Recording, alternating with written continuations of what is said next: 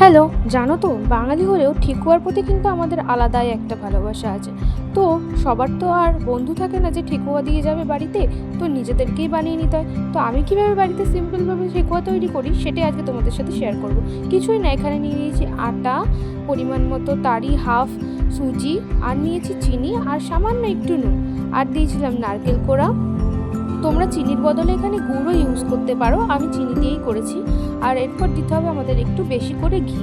এবার আমাদের আর দিতে হবে এখানে একটু হাতের মধ্যে ভেঙে নিয়ে মৌরি, যাতে সেন্টটা ভালো আসে। এরপর আমাদের এগুলোকে ভালো করে মিক্স করতে হবে যতক্ষণ না এটা এরকম মুঠো করা যাচ্ছে, তাহলেই বোঝা যাবে আমাদের এটা রেডি হয়ে গেছে। এরপর অল্প অল্প জল দিয়ে বা দুধ দিয়েও এটাকে মেখে নিতে পারো। খুব একটা নরমও হবে না, খুব একটা শক্তও হবে না, মিডিয়াম। এরপর যেই আমাদের এটা ভালো করে মাখা হয়ে যাবে, আমাদের এটা ঢাকা দিয়ে কিছুক্ষণ রেস্টে রাখতে হবে। তারপরে ইচ্ছে মতো শেপ দিয়ে এটাকে বানিয়ে নিতে হবে। আমি এখানে ছুরি দিয়ে একটা পাতা শেপে করে নিয়েছিলাম।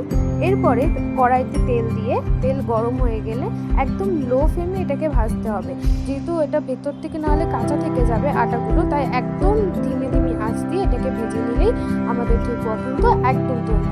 তো এখন আর ওয়েট কেন, কে কখন আমাদের ঠেকুয়া বানাবে তারপর আমরা খাবো। নিজেরাই বাড়িতে সুন্দর করে তৈরি করে নিন, খুবই অল্প সময়ে আর অল্প অল্প জিনিস দিয়ে। তো কেমন লাগলো জানিও। টাটা।